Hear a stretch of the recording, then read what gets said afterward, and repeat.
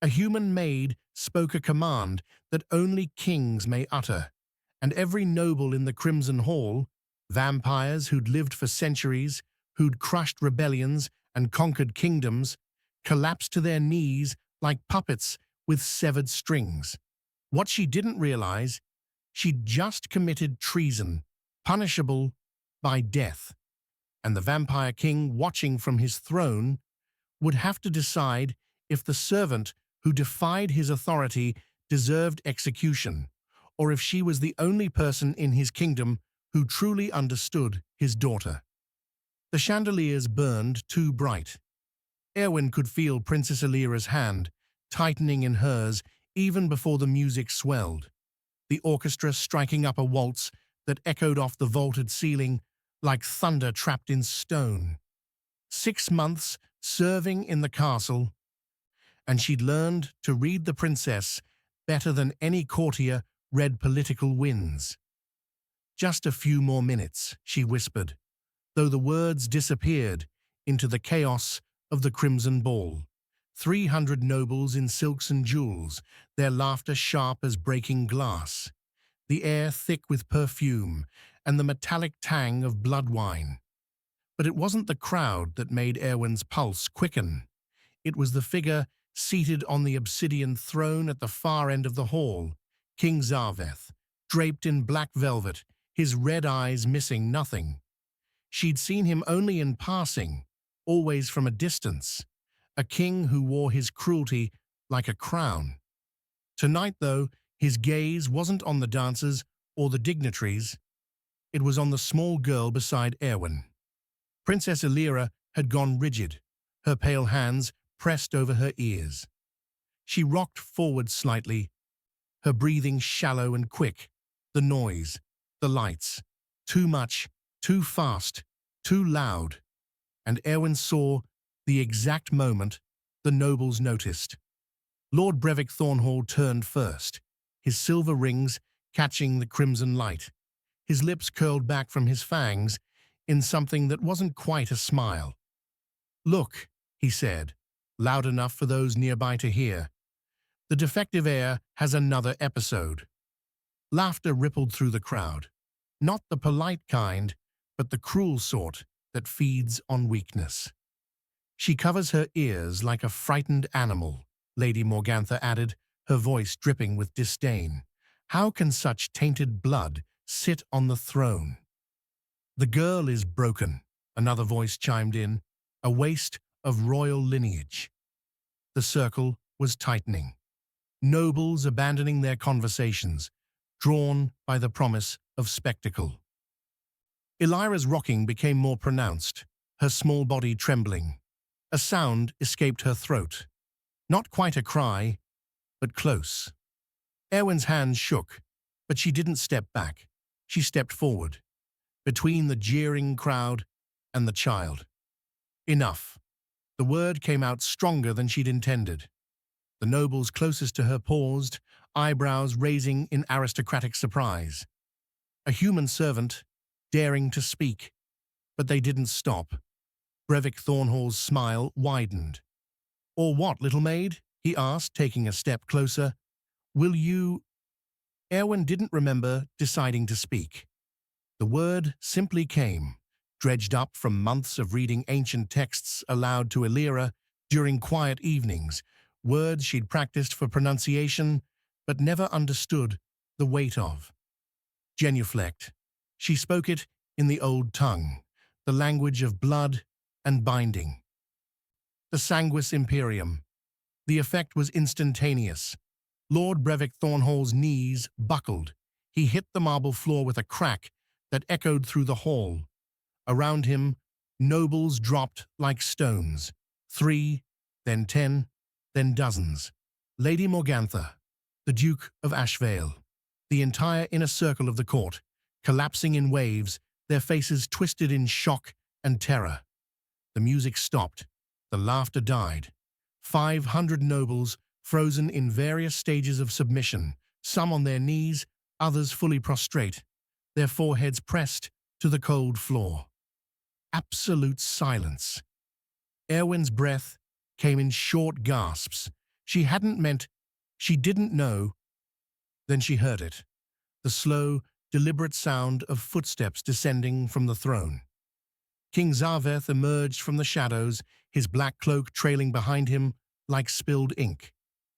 His red eyes weren't on the kneeling nobles, weren't on the chaos she'd created.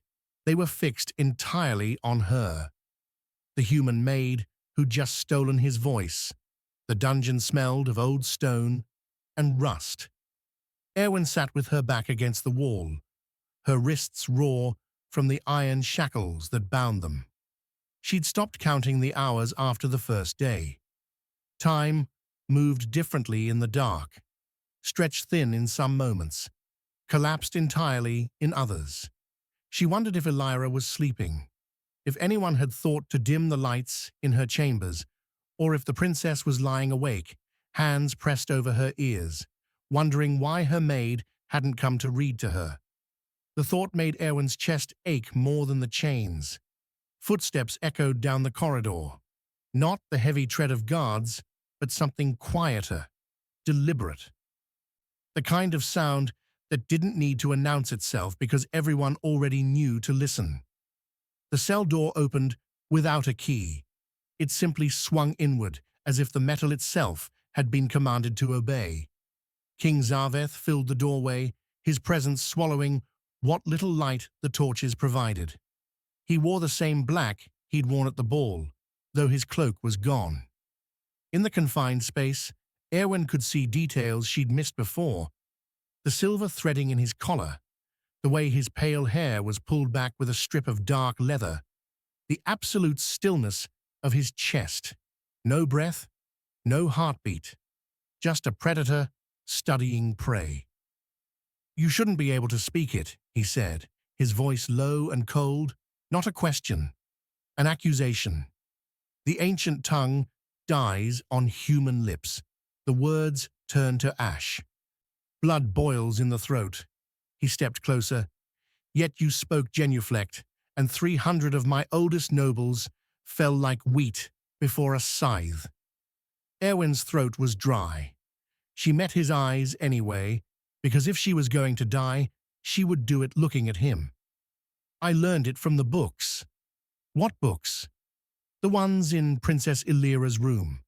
The histories. The grammar texts." Her voice steadied slightly.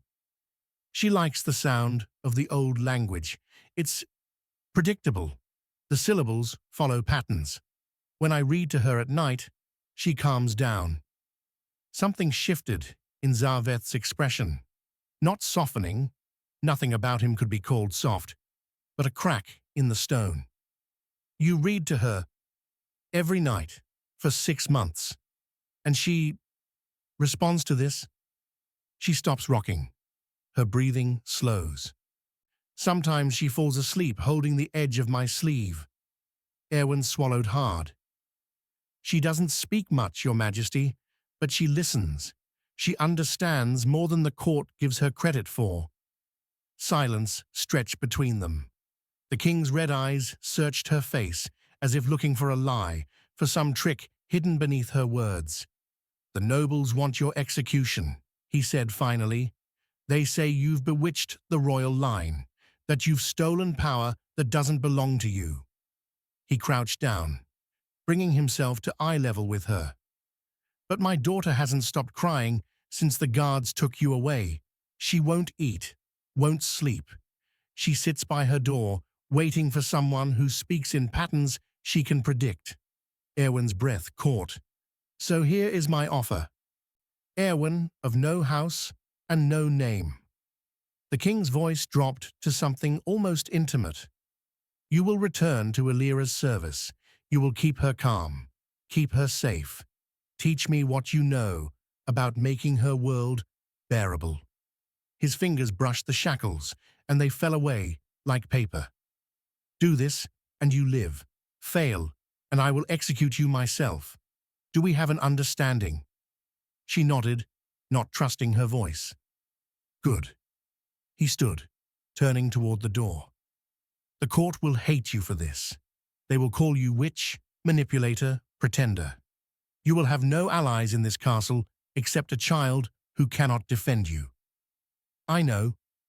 He paused in the doorway, his profile sharp against the torchlight. Then welcome to the most dangerous position in the kingdom. Eirwen was curled in the corner when Eirwen entered, her small body wedged between the wardrobe and the wall. The princess's hands were clamped over her ears, her face buried against her knees. The room blazed with light, every candelabra lit, every lamp burning. Someone had tried to comfort her with brightness. They'd done exactly the wrong thing. Eirwen moved quickly. She snuffed out the candles one by one, working her way around the room until only two remained, small flames on the bedside table, barely enough to cast shadows. The change was immediate. Eirwen's rocking slowed, though she didn't lift her head. "I'm here," Eirwen said softly. She didn't approach yet, didn't touch. "I'm going to make it better." She started with the curtains, pulling down the heavy brocade drapes that had always hung in the princess's room. Too rough, too much texture. She replaced them with panels of soft linen she'd seen in the storage rooms, fabric that absorbed sound instead of amplifying it. The tapestries came down next, battle scenes and genealogies that the nobles insisted were proper for royalty. Eirwen rolled them up and set them by the door. The room was already quieter. She found blankets in the chest, the ones made of lamb's wool rather than stiff silk. These she draped over the chairs, the edges of the bed, creating soft barriers between Eirwen and the hard corners of furniture. The princess's eyes tracked her movements now, red-rimmed but watching. "Better?" Eirwen asked. A small nod. Eirwen crossed to the corner and sat down, not close enough to crowd, but near enough to be present. She began to hum, low and steady, a frequency she'd discovered by accident months ago. Not quite a melody, more like a vibration that seemed to settle something in Eirwen's chest. The princess's breathing synchronized with it after a few moments, her shoulders dropping from their hunched position. "What are you doing?" Eirwen's humming stopped. She turned to find King Zarveth standing in the doorway, his expression unreadable. She hadn't heard him enter. Of course she hadn't. Vampires didn't make sound unless they chose to. "I'm calming her, Your Majesty." "By humming?" He said it like the word was foreign to him. "The frequency helps. I'm not sure why, but it does." Eirwen resumed the low tone, and Eirwen's hand slowly lowered from her ear. Zarveth stepped into the room, his gaze moving over the changes she'd made. The dimmed lights, the soft fabrics, the stripped walls. "You've destroyed half her chamber." "I've made it livable." His jaw tightened, but he didn't argue. Instead, he watched as Eirwen uncurled from her corner, her small hand reaching out to touch the wool blanket Eirwen had draped nearby. The princess's fingers moved over it slowly, methodically, tracing the texture. "She's been in this room for 7 years, Zarveth said quietly. "I've had the finest tutors, the most patient attendants. No one has ever—" He trailed off, something raw crossing his face. "Why does she respond to you?" Eirwen met his eyes. "Because I'm not trying to fix her, Your Majesty. I'm trying to understand her." Eirwen made a sound, soft and tentative. Not quite a word, but close. She reached toward Eirwen, and when Eirwen extended her hand, the princess took it. Her grip was light, barely there, but it was contact. "Trust." Zarveth stared at their joined hands like he was witnessing something impossible. "Teach me," he said finally. "Whatever this is, teach me." Zarveth entered Eirwen's chambers the next evening with the determined stride of a man preparing for battle. He'd removed his armor, dressed in simpler clothes, dark linen instead of velvet, as if this would somehow make him more approachable. It didn't. He still moved like a storm barely contained. Eirwen, his voice filled the room, commanding and direct. Look at me. The princess flinched.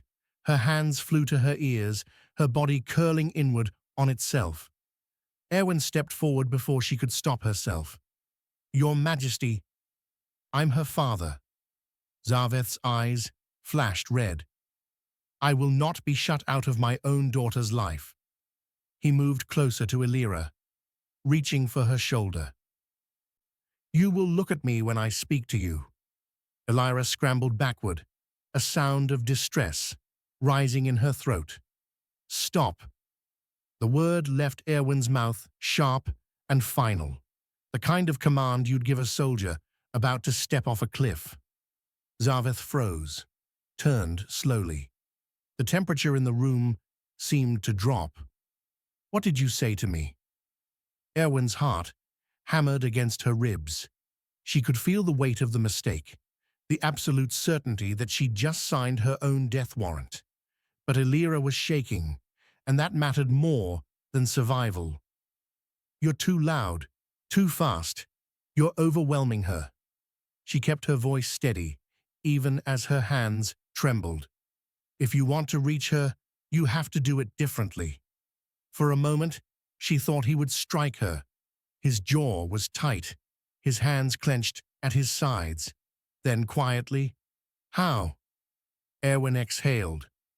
She moved to the low table near the window where Eirwen kept her collection of smooth stones, river rocks she'd sorted by size and color. Sit here. Don't talk to her.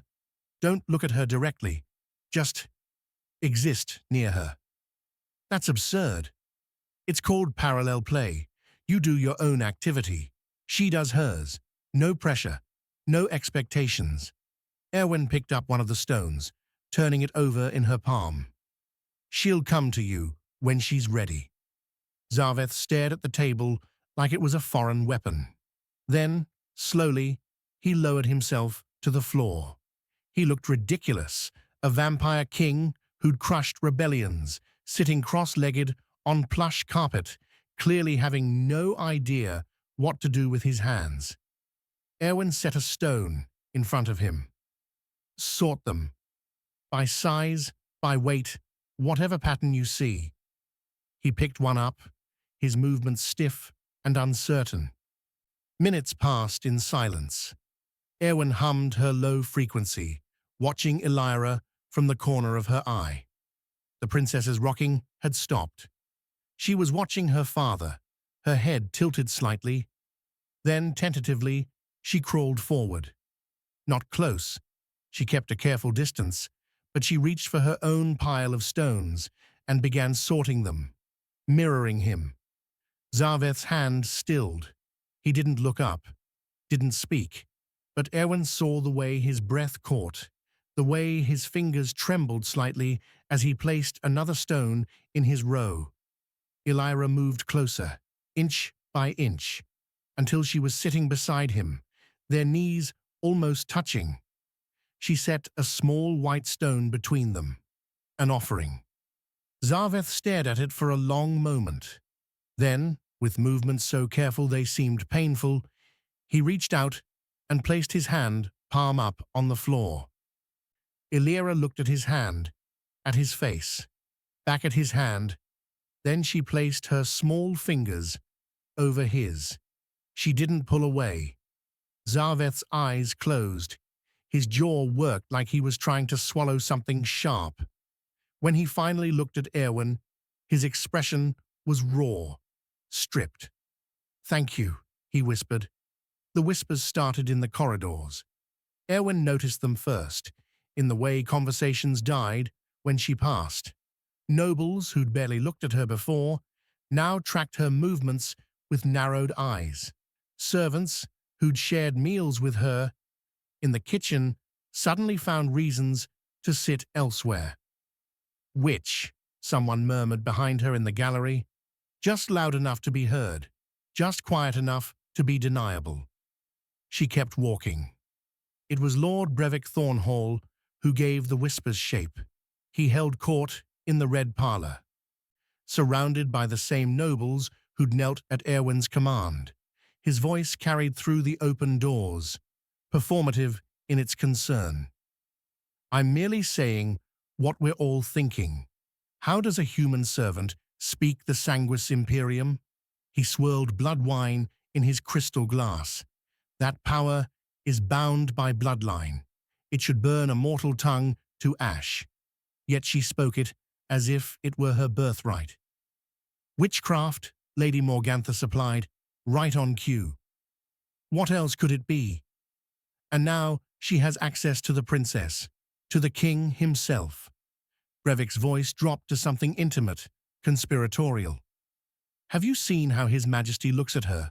How he takes her counsel over ours, over nobles who've served this kingdom for centuries?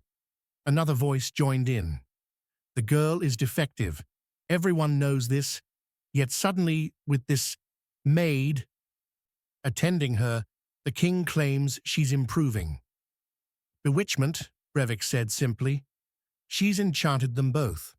The weak-minded child, and now the king. She'll have him signing decrees in her name before the year is out. Eirwen stood frozen outside the parlor, her hands full of fresh linens for Eira's room. She should leave, should pretend she'd heard nothing, but her feet wouldn't move. Someone should investigate her, Lady Morgantha suggested. Search her quarters, find the hex bags, the blood talismans, whatever dark implements she's using. Carefully, of course, Brevik added. We wouldn't want to alarm His Majesty before we have proof. But yes, I think an inquiry is warranted, for the safety of the realm. The murmurs of agreement sent ice down Eirwen's spine. She turned and walked quickly toward the servants' stairs, her pulse hammering. Behind her, she heard Brevik's voice rise slightly. He'd known she was there, had wanted her to hear. The ostracism intensified after that. Guards who'd nodded politely before now watched her with suspicion. The head servant assigned her the worst shifts, the most degrading tasks. In the dining hall, chairs scraped away from her as if she carried plague. Witch lover, someone hissed when she reached for bread. Corrupted, another voice added. Eirwen ate her meals alone, in Eira's chambers after that. It was safer, quieter, but the isolation pressed in like walls closing. She saw the way nobles stepped aside when she passed through corridors, not out of respect, but out of fear. Fear could curdle into violence quickly. She caught Brevik, watching her from across the courtyard one afternoon, his expression calculating. He smiled, slow and predatory, and raised his glass in mock salute. The message was clear. He was building something, a case, a narrative, and when it was complete, he would strike. The garden was Eira's favorite place in the morning. Before the court rose, before the noise of the castle swelled to unbearable levels, Eirwen would take her along the stone paths, where the silence was broken only by birdsong and the trickle of fountains. Predictable sounds, safe sounds. Eira walked with her hand loosely holding Eirwen's sleeve, her eyes tracking the patterns of light through the leaves. She'd been having good days lately, more eye contact, fewer shutdowns. Zarveth had started joining their morning walks, keeping his distance but learning to exist in her orbit without overwhelming her. Today, he was attending council meetings. It was just the two of them. Eirwen should have noticed the nobles watching from the terrace, should have registered the way Lord Brevik Thornhall stood too still, his hands behind his back, his expression too neutral, should have seen the servant approaching with a covered tray. She noticed none of it until the servant was 10 feet away. Forgive the interruption, the young man said, his voice tight with nerves. He lifted the cover. Beneath it sat 3 spheres of alchemical glass, their contents already reacting. Combustion catalysts. Eirwen recognized them half a heartbeat too late. Get down! She grabbed Eirwen, pulling the princess against her chest. The explosion ripped through the garden. Sound became a physical thing, pressure and heat and light all at once. The blast wasn't large enough to kill, but it didn't need to be. It was designed for noise, for chaos, for maximum sensory assault. Eirwen's scream cut through the ringing in Eirwen's ears. Not the quiet sounds of distress she usually made, but a full-throated shriek of pure terror. Her small body convulsed, hands clawing at her own ears hard enough to draw blood. Eirwen wrapped herself around the princess, making her body a barrier between Eirwen and the world. She pressed Eirwen's face against her shoulder, trying to muffle the sound, trying to create some pocket of safety in the midst of chaos. Something sharp bit into her back, shrapnel from the shattered fountain, glass from the explosion. She didn't know which. Pain bloomed hot and immediate, but she didn't let go. "I've got you," she whispered fiercely. "I've got you." Footsteps approached, multiple sets. Eirwen looked up to see Brevik Thornhall and half a dozen nobles standing at a safe distance, watching. Not helping, observing. "What a pity," Brevik said, his voice carrying across the ruined garden. "The princess is having another episode, so unstable, so unfit for any kind of public duty." He turned to his companions, his expression grave. "Imagine if this had happened during a state function. The embarrassment to the crown." Lady Morgantha nodded solemnly. "A child who cannot handle the simplest outing in a garden, how could she possibly rule?" They'd planned this, orchestrated it. Eirwen's vision swam, pain radiating from her back, blood soaked through her dress, warm and sticky. But she kept her arms locked around Eirwen, kept humming that low frequency even though her voice shook. "The maid couldn't even protect her," another noble observed. "Perhaps she's not as powerful as we feared." Brevik smiled. "Perhaps not." He turned and walked away, leaving them bleeding in the wreckage. Zarveth found them in the garden 20 minutes later. Eirwen was still on the ground, still curved around Eirwen, her blood pooling on the stone path. The princess had gone silent, the terrible kind of silent that came after screaming, when the body had nothing left. The king didn't speak. He simply knelt and lifted them both, Eirwen still holding Eirwen as if they were a single fragile thing. His jaw was set so tight she could see the muscle jumping beneath pale skin. "Who?" he said quietly. "Just that one word." "It doesn't matter." Eirwen's voice was weak. "She needs quiet. Darkness, please." He carried them to Eirwen's chambers himself, moving through the castle with the kind of speed that made servants flatten themselves against walls. Once inside, he set them gently on the bed. Eirwen wouldn't let go of Eirwen, her fingers twisted in the maid's blood-stained dress. A healer arrived, cleaned the wounds, glass fragments and stone shards extracted from Eirwen's back and shoulders. She didn't make a sound, too focused on keeping Eirwen calm, on humming through the pain. Zarveth watched it all, silent, his hands clasped behind his back so tightly his knuckles had gone white. When the healer left, he finally spoke. "I will kill them." "You can't." Eirwen's voice was hoarse. "Blood law. You know this. Blood law." He spat the words like poison. "I am bound by covenant. High nobles cannot be executed without trial and tribunal. Even when they attack my daughter." His eyes burned red. "Even when they try to prove her unfit through sabotage. They'll use a trial to destroy me instead," Eirwen said quietly. "That's the plan." She was right. The council convened the following morning. Eirwen stood before them, her back still bandaged, her movements stiff with pain. The council chamber was packed, every noble who'd whispered about her, every courtier who'd called her witch. Brevik Thornhall sat at the center of the high table, his expression appropriately concerned. "We are here," he began, "to address a matter of grave incompetence.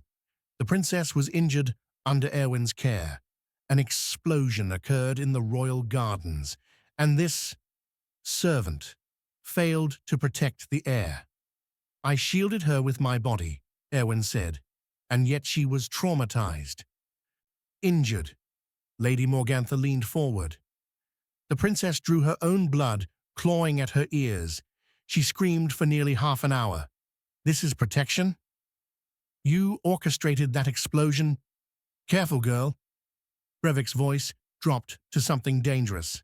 "Accusations against nobility require proof. Do you have witnesses? Evidence?" He gestured around the chamber. "Or just the desperate words of someone trying to save her own neck?" The silence that followed was answer enough. "The princess is unstable," another counselor said. "We've all seen it. And this maid, rather than improving her condition, seems to make it worse. Perhaps she is incompetent. Or perhaps," he let the word hang, "perhaps her influence is more sinister." "Witchcraft," someone murmured. "Endangering the heir through negligence or malice," Brevik concluded. "Either way, the sentence is the same. Death." The word echoed through the chamber. Zarveth stood silent at the back of the room, his expression carved from stone. His hands were shaking, but he said nothing. The chains felt lighter the second time. Eirwen stood in the center of the council chamber, her wrists bound in iron, her back still throbbing from half-healed wounds. The tribunal sat in a semicircle before her. 13 judges, all noble-born, all chosen by Brevik Thornhall. The outcome was already decided. This was theatre. "Do you deny the charges?" Brevik asked, his voice carrying to every corner of the packed hall. "Negligence, incompetence, endangering the royal heir through your inadequate service." "I do not." Murmurs rippled through the crowd. Zarveth, standing motionless near the throne, went rigid. "You admit your guilt?" Lady Morgantha leaned forward, eyes gleaming. "No." Eirwen lifted her chin. "I deny your premise. Princess Eirwen was not endangered by my care. She was endangered by nobles who orchestrated an attack to prove she's unfit to exist." "These accusations again. I'm not here to defend myself." Eirwen's voice cut through the noise. "Execute me if you must, but hear this first." She turned, addressing the full chamber. "Princess Eirwen is not broken. She is not defective. She experiences the world differently than you do, and you call that weakness because you lack the imagination to see it as anything else. The girl is unstable. The girl is a child whose court terrorizes her." Eirwen's voice rose. "You fill her world with noise and chaos and violence, then mock her when she reacts. You demand she become what you want instead of accepting who she is. And when someone shows her basic kindness, basic understanding, you call it witchcraft because the alternative, that you've been cruel to a child for 7 years, is too uncomfortable to face." The chamber erupted. Shouts of outrage, demands for her immediate execution. Brevik's hand slammed on the table. "You dare lecture?" The doors opened. Every voice died. Princess Eirwen stood in the entrance, small and pale, in her dark velvet dress. Her eyes were fixed forward, not on the crowd, not on the chaos, on Eirwen. "Your Highness." A guard reached for her. She walked past him, past the rows of nobles who scrambled to stand, past her father, who took a half-step toward her, then stopped, understanding somehow that this moment wasn't his. She walked straight to Eirwen. The princess's hand slipped into the maid's, her small fingers threading through Eirwen's chained ones. She didn't speak, didn't need to. She simply stood beside her, facing the tribunal that wanted to take this person away. The silence was absolute. Eirwen looked down at Eirwen, her throat tight. "You shouldn't be here." Eirwen's grip tightened.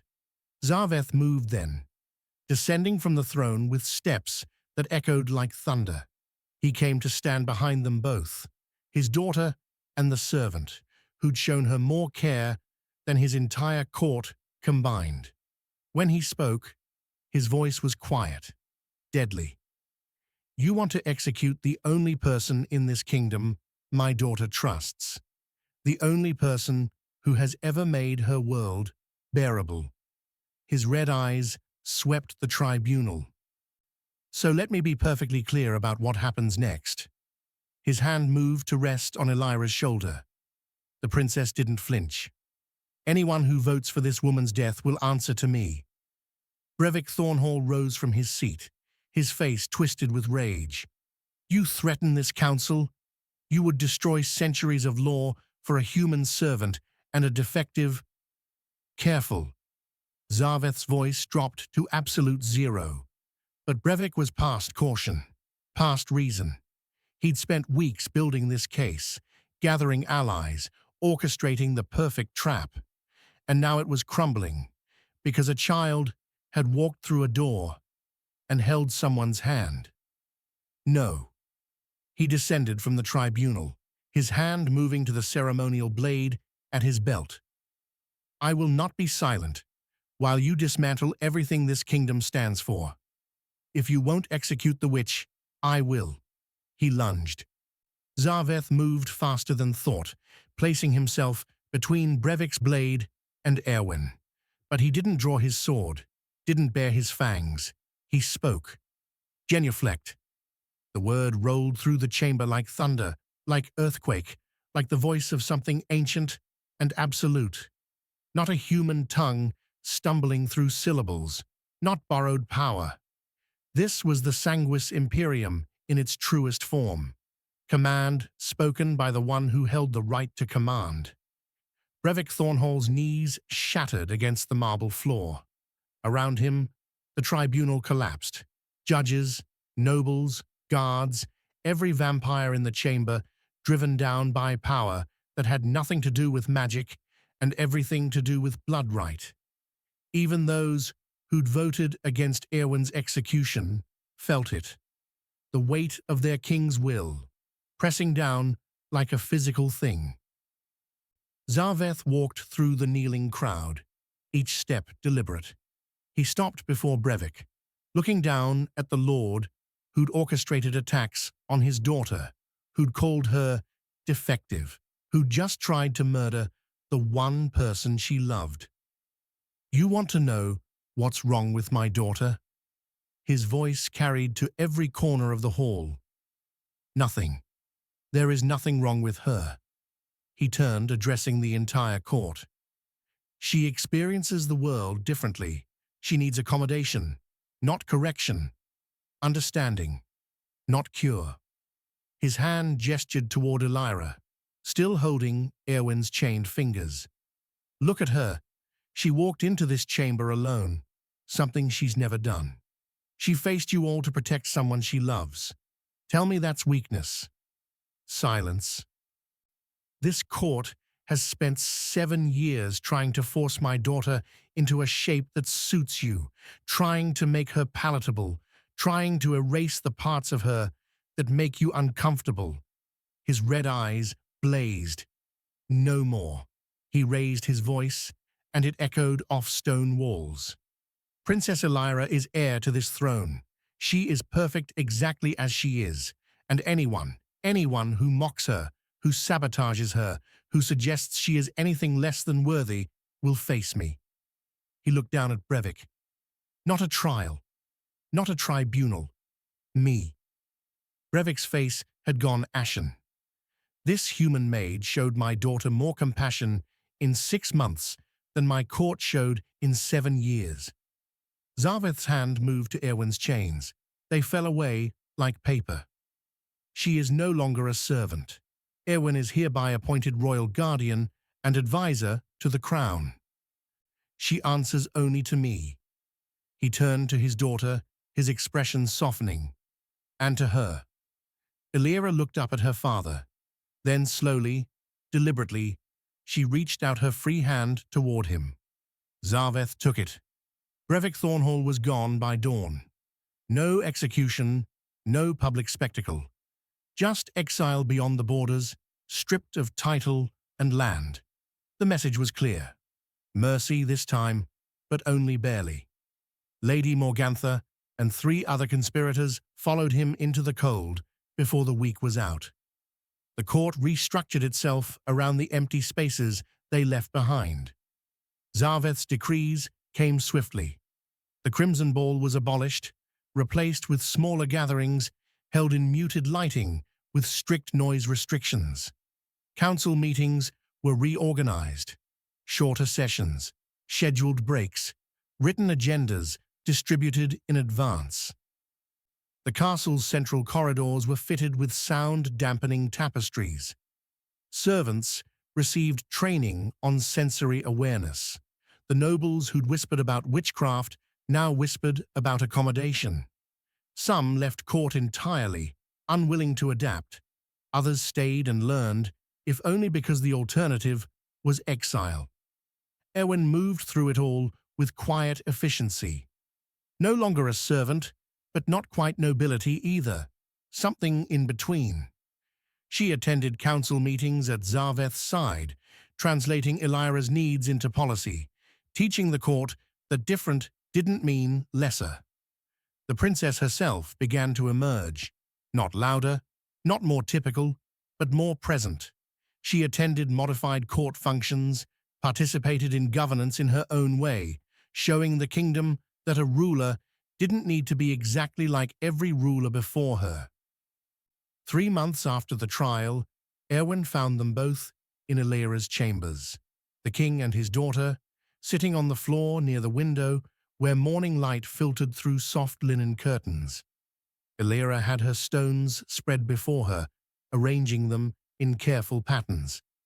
Zarveth was building his own pattern beside hers, not copying, not instructing, just existing in parallel. "May I join you?" Eirwen asked from the doorway. Eirwen looked up and nodded, patted the floor beside her. Eirwen sat, accepting a handful of stones the princess offered. They worked in comfortable silence. The only sound the gentle clink of rock against marble, the distant murmur of fountains in the garden. This was power, Eirwen thought. Not commands that forced submission, not violence that demanded compliance. This quiet moment, a king learning to meet his daughter where she was, a kingdom slowly reshaping itself around her needs rather than forcing her to reshape herself. Eirwen placed a white stone between the 3 of them, looked at her father, at Eirwen, back at the stone. Zarveth placed a black one beside it. Eirwen added a grey one. The princess smiled, small, brief, but real. She began building something new, and they followed her lead. Outside, the court adapted. The castle quieted. The cruel laughter that had once filled marble halls faded into memory. The kingdom learned what Eirwen had known from the beginning. Eirwen didn't need to change. They did, and so they had.